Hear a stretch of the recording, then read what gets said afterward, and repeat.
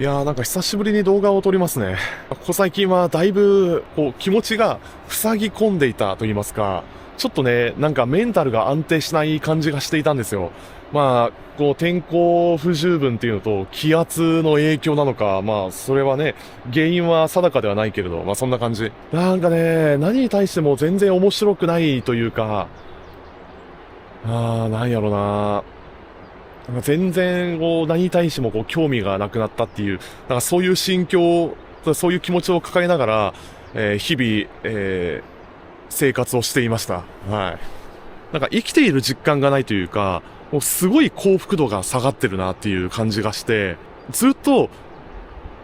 部屋の中で塞ぎ込んでいると、もう考えてることであったりね、その思考がどんどん複雑になっていって、どんどんネガティブな感じになっていって、このままだといけないなと思って、で、それで今回、ちょっと気晴らしにというか気分転換に外に出て、で、こうやって外の景色を交えつつ、ああやってね、川のせせらぎを聞きながら、普段思っていることについて話そうかなという感じで、今回、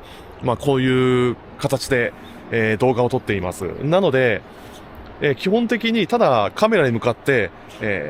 日々思ったことを感じたことについてただ適当に話してるだけですので、ラジオ感覚で聞いていただけると嬉しいです。はい。それではよろしくお願いします。もう2月か、あっという間ですね。もう、時間が経つのがあっという間ですし、で、2月と言ったら、確定申告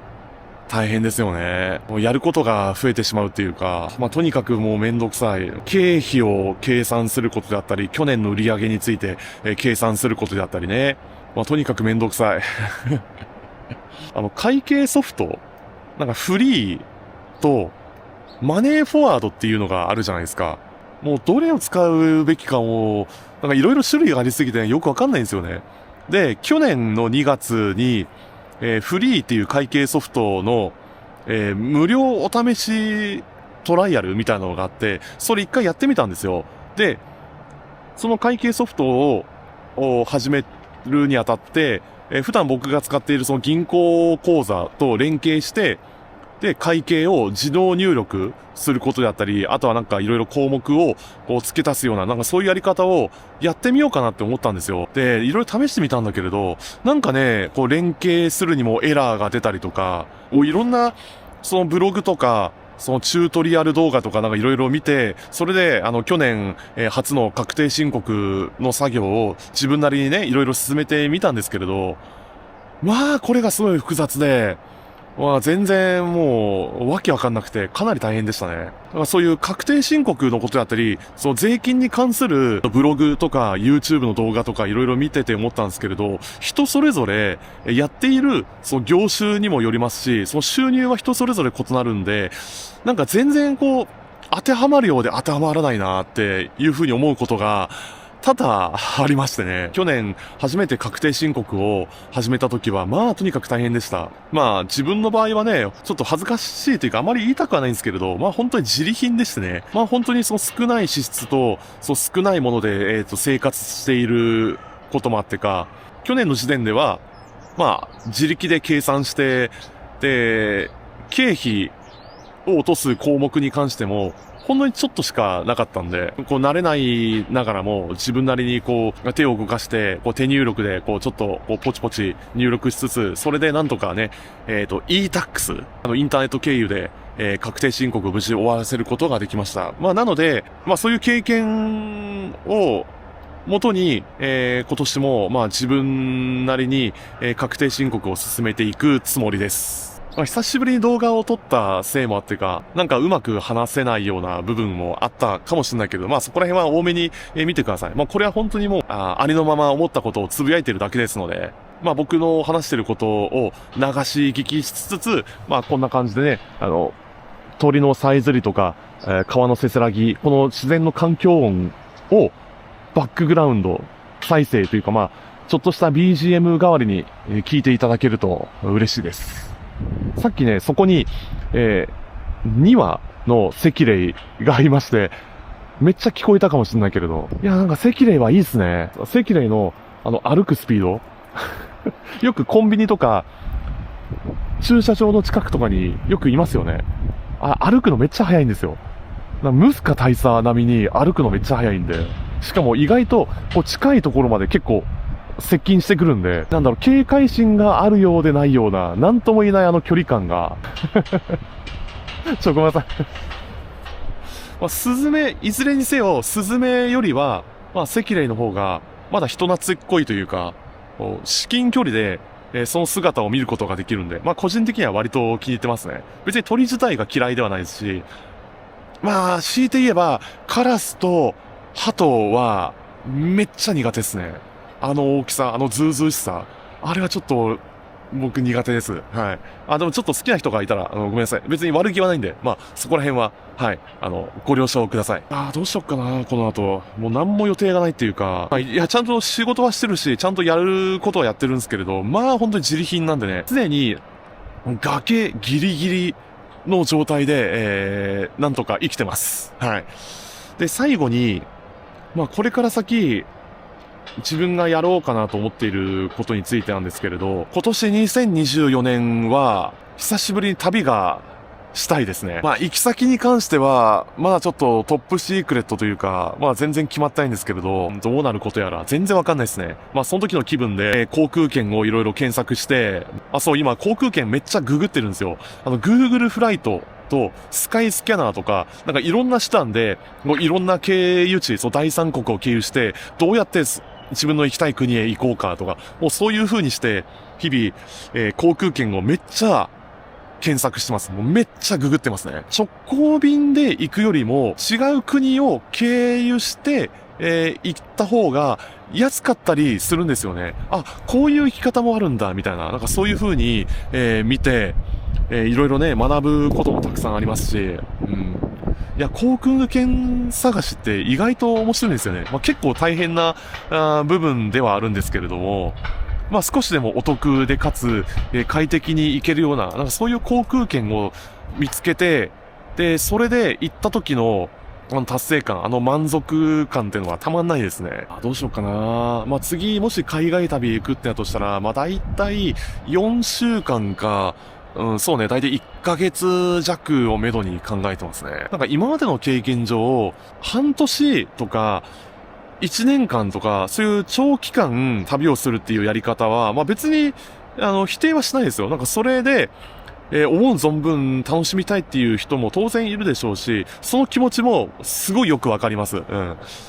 どうせ旅をするんだったら、行けるところまで行きたいと。その5大陸制覇、もしくは、その全世界を、ありとあらゆる国を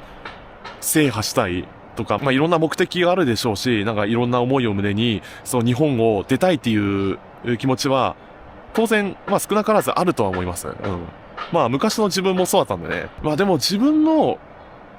経験、その自分の例で、言うと、なんかね、途中から新鮮味がなくなるんですよ。なんか移動することと、その交通手段の手配と、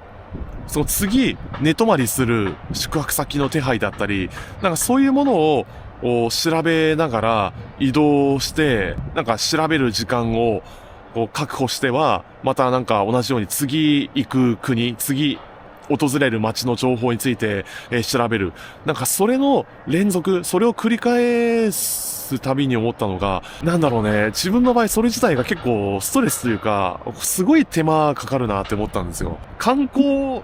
することだったり、その場所、その国の文化を楽しみたいという気持ちも、まあ当然あるといえばあるんですけれども、それと同時に、次行く場所のことを考えないとなとか、次どこに行こうか、そういう次どんな場所で、寝泊まりしようかなとか、なんかいろいろね、調べることがたくさんあるんですよ。もう選択肢が多すぎると、もうそれだけで結構疲れるんですよね。これ、日本国内を一周する、そういう旅をした人もそうですし、あとは海外旅、その1週間、10日、1ヶ月ぐらい、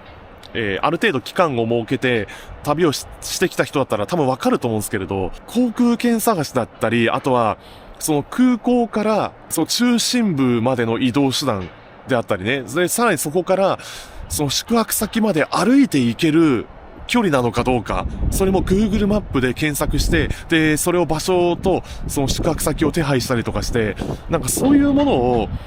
を調べる、なんかそれの繰り返し自体に、なんかちょっとね、疲れてくるんですよ。なんか長期間旅をしていると、うわーなんかめんどくせえな、だるいなっていう風に、なんかそう思うことが多々ありましてね。多分これ、旅をしてる人だったらみんな共通すると思うんですけれど、なんか数多くの国を短期間で回るっていうよりかは、なんか一箇所か二箇所、こう、訪れる国を絞って、で、その国、その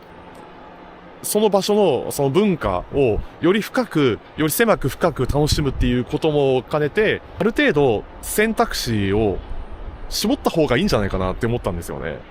で、そのこともあって、その過去の経験を踏まえた上で、次訪れる国については、まあせっかくね、その国へ行くからには、首都以外の、そのなんだろう、地方都市であったり、その農村とか、なんかそのど田舎だったりね、まあ何でもいいですけれど、その国の濃さ、より深いところまで、行けたらいいなっていう感じで、次行くときは、1個か2個のその国、こうちょっと範囲をこう絞って、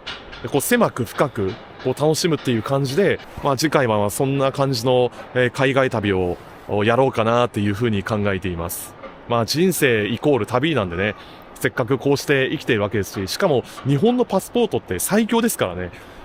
ビザなしで、行ける国がたくさんあるわけですし、せっかくこういうね、そう日本のパスポートという最強の味方、最強のアイテムがある以上は、これをもっと活用していきたいなっていうふうに考えてるんで、果たして自分がどこまでいけるのかを試してみたいというか、できる限り多くのことを経験していきたいですね。はい。まあそんな感じで、次どこの国へ行くか、またはどんなことにチャレンジするかとか、まあそれも含めてありのままのリアルを発信していけたらいいなというふうに思っています。はい。まあそんな感じですね。ちょっと眩しくなってきたな、これ。うわ、ちょっと、これね、だいぶ晴れてきましたね。今日晴れの予報だったっけか。全然天気予報見てなかったんで、ちょっとわかんないけど、めっちゃ晴れてるやん。いやーなんか、太陽が見えてくると気分も晴れてくるっていうか。まあそんな感じですね。はい、というわけで、今日の動画はこの辺で終わりにしたいと思います。ただ適当に思ったことを、こう、ありのまま話しているだけの動画ではあるんですけれど、まあラジオ感覚でとはいえ、最後まで見てくれた視聴者の皆さん、誠にありがとうございます。つか眩しいな。ちょっと眩しいですね。